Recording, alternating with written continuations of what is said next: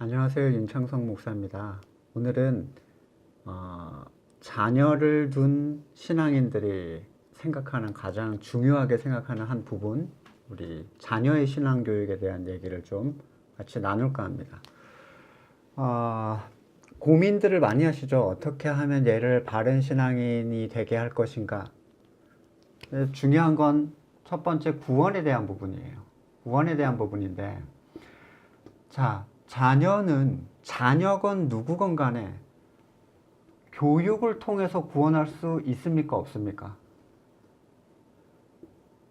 어려서부터 성경을 읽히고 교회를 보내고 여러 가지 신앙의 행위를 시키면 걔를 구원할 수 있나요?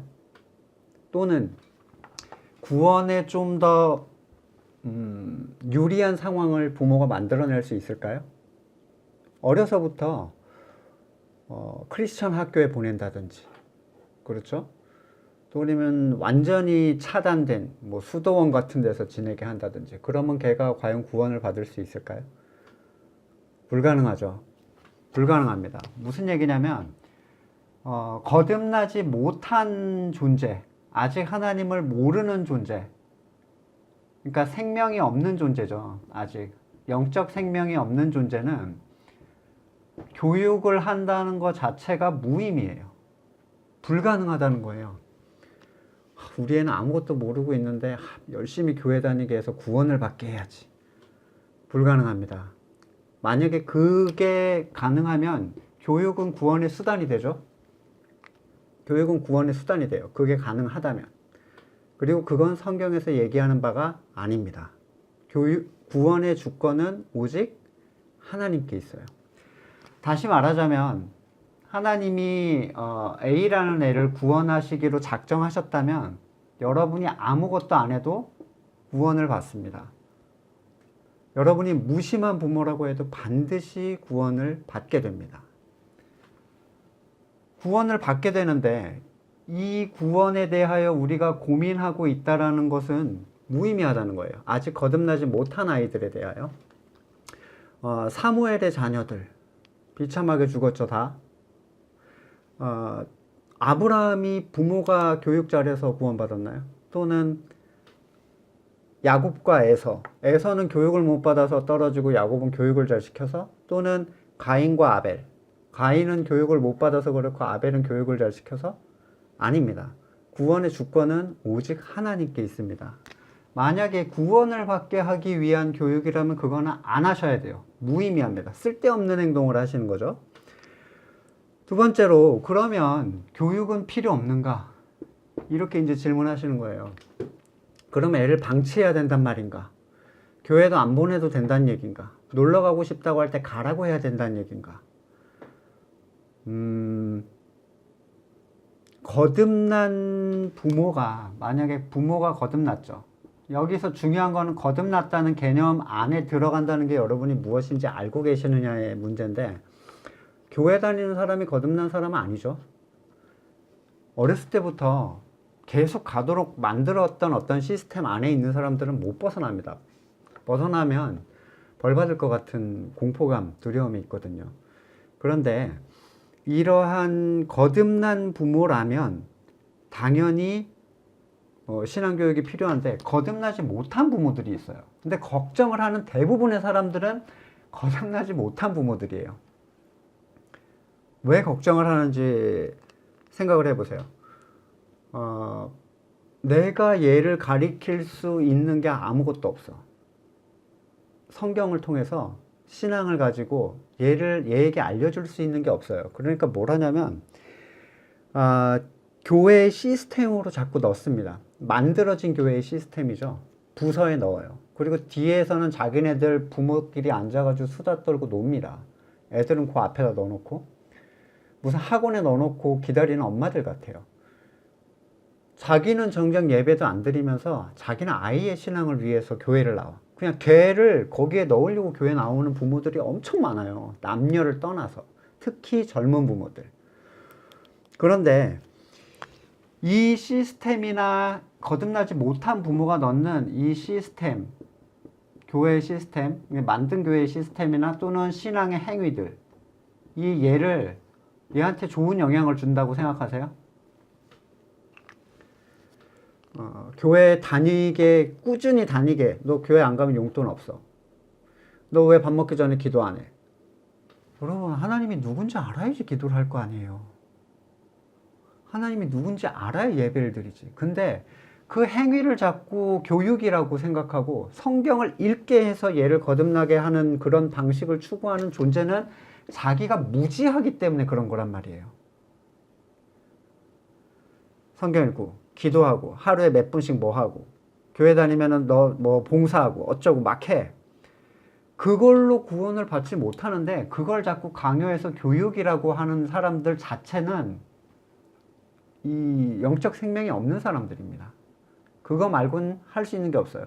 이런 사람들 대부분은 신앙이 뭐냐면, 번영주의 신앙입니다. 하나님 잘 믿어서 네가 뭐 되고 네가 뭐 얻고 세상에서 어떻게 잘 되는 거 그런 걸 추구하죠. 만약에 거듭난 그리스도인이라면 어떤 것을 할 것인가를 생각해 보세요. 여러분 초대교회를 생각해 보시면 아시겠는데 초대교회는 건물이 없었죠. 초대교회는 그냥 믿는 사람들끼리 모인 거예요. 목사님도 없었고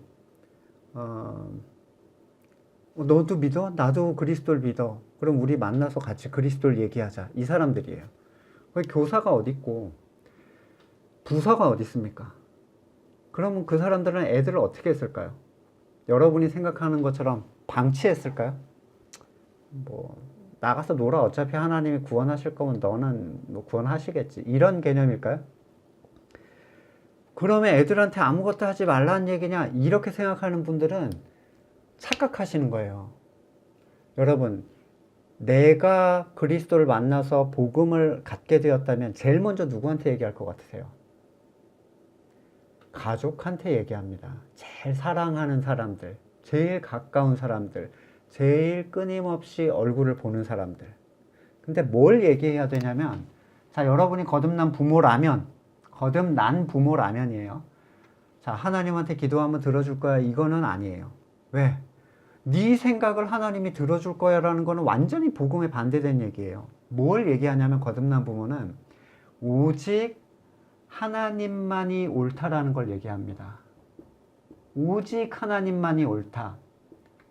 그리고 네 뜻은 부정되어야 하며, 왜냐하면 우리 안에는 선한 게 없기 때문이다라고 얘기할 수 있어야 돼요. 체험적으로요. 체험적으로. 배워서 얘기하는 거 말고. 네가 하나님을 인정하고 너를 부인하고 이 세상을 나그네처럼 살아갈 때 하나님은 너에 대한 모든 것들을 책임져 주실 거다. 엄마 아빠는 그걸 체험적으로 알고 있어. 정말이다. 이건 제일 중요한 거다. 여러분, 이 얘기를 못하는 부모가 네가 원하는 게 있어? 아빠는 네가 이렇게 됐으면 좋겠어. 우리 하나님한테 같이 기도해보자. 이렇게 해서 이렇게 되게 해달라고 하자. 이걸 이루어 주셨네. 저걸 들어주셨어. 이렇게 하는 부모가 제일 문제가 되는 거예요. 그런 사람들의 교육이 문제가 됩니다. 하나님만이 옳으시며 사람에겐 선한 것이 없다라는 걸 얘기할 수 있으면 여러분, 다른 교육이라는 거는 특별히 의미가 없어요. 여러분, 교회 학교에 보내면 교회에서 이런 거 얘기해 줄 것 같으세요? 들어보셨습니까?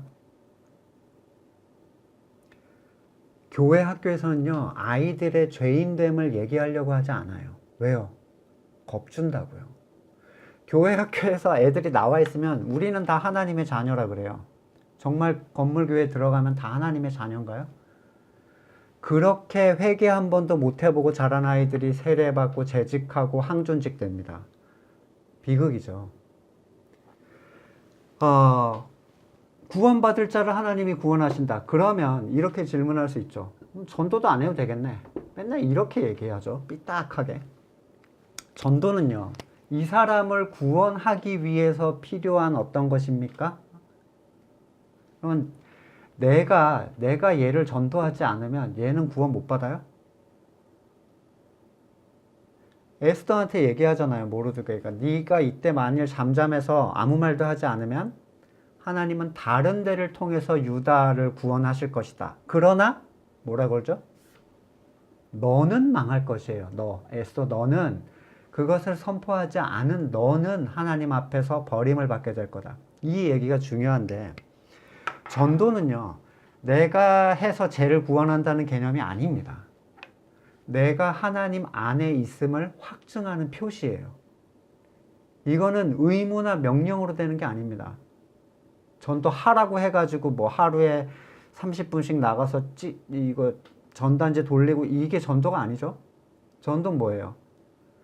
내 안에 있는 복음, 내가 만난 그리스도를 증언하는 거예요. 증언 못합니다. 여러분 찌라시 날리면서 하나님 어떤 분이냐고 물어보면 대답 한마디도 못해요. 전도를 한다는 개념은 내가 그리스도 안에 있음을 확증하고 그분이 내 머리 되시기 때문에 나타나는 현상이에요. 생명력의 현상.